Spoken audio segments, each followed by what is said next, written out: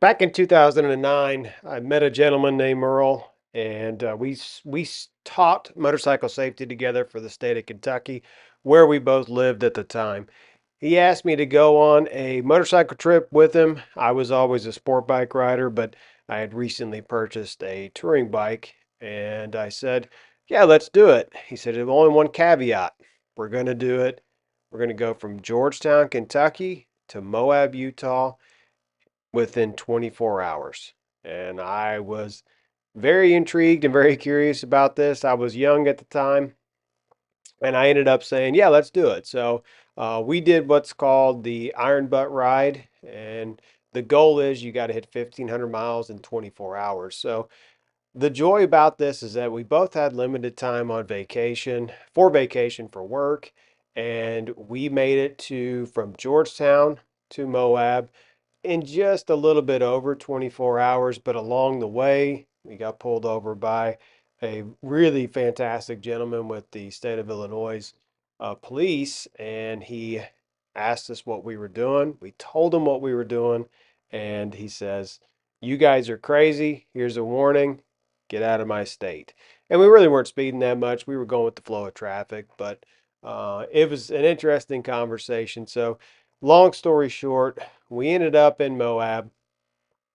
I was amazed. I'd never been west of the Mississippi before, and the sights, the sounds, just the different landscapes were absolutely fantastic, especially when you get into Arches National Park.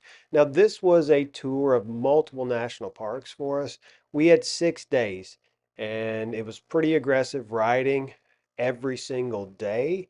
However, we got to see pretty much the whole state of Utah and jumping into Arizona there, and some really fantastic scenery and rides and things like that. So there's a few Facebook posts up there during my trip that I went back and archived and looked at and just posted up there for you guys to take a look because it was an amazing trip.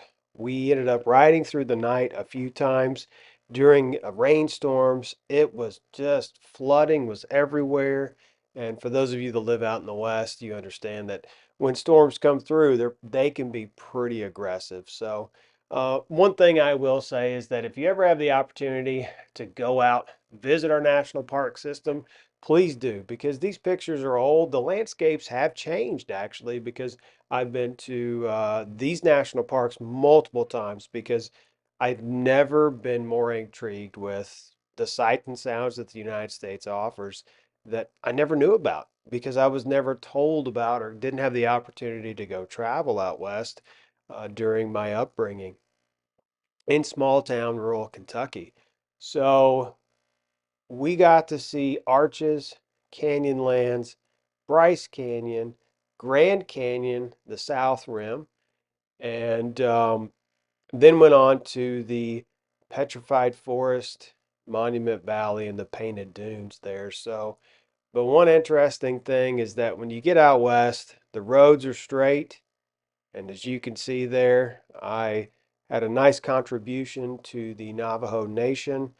We were on a straight road for miles, and we ended up getting a speeding ticket there. We had a police officer waiting for us. And interesting story, he says it's Sunday.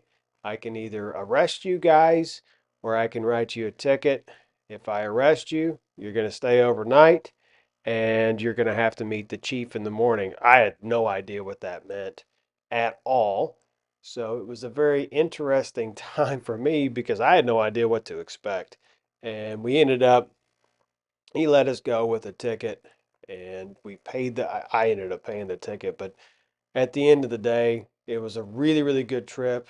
We ended up with 6 days, over 4,800 miles. We visited 6 national parks and I got to see America for the first time.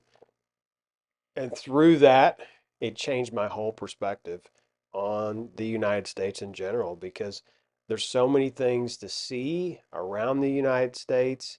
Since then, I've been to every single state except for Hawaii, and I continuously go back and do our similar route we took way, way, way back then, except for I'm doing it from the West Coast going eastbound into Utah. I'm typically in Utah for a motorcycle trip at least every other year because it still fascinates me with the sights and sounds that, and also the people as well, because everybody's nice, everybody's fantastic. They all come up and talk to you and want to know exactly what you're doing, where you come from, and your background, things like that. So I would encourage you, if you do have the opportunity, these are a lot of older pictures. These were taken with an iPhone, the original iPhone. So I do apologize for the quality, but at the end of the day, hopefully you get a good picture of what I experienced on two wheels with a really, really close friend of mine that changed my life.